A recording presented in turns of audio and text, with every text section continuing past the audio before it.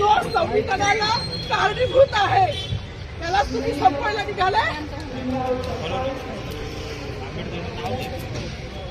पालकमंत्र्यांची फार मोठी चूक आहे मॅडम, माफी मागणार नाही, पण पालकमंत्र्यांची चूक पदरात घ्यावी.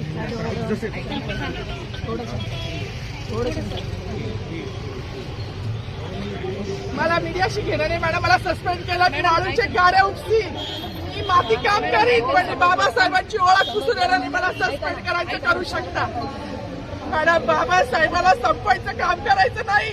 26 जानेवारी 15 ऑगस्ट मध्ये मी नाही मानत, पण लोकशाही मॅडम तुम्ही सुद्धा संविधानामुळे आहात, पालकमंत्री सुद्धा पालकमंत्री संविधानामुळे आहे. कोणताही जाती भेट नाही, सगळी समानता त्यांनी दिली आहे. बाबासाहेबांचं नाव आता तरी भाषणात येईल, मग तरी भाषणात येईल. ज्या लोक संविधानाला लोकशाहीला कारणीभूत नाही त्यांची नावं वारंवार घेतली गेली, मग जो संविधानाला कारणीभूत आहे तो प्रजासत्ताक दिनाचा जो मानकरी आहे त्याचं नाव भाषणात का नाही.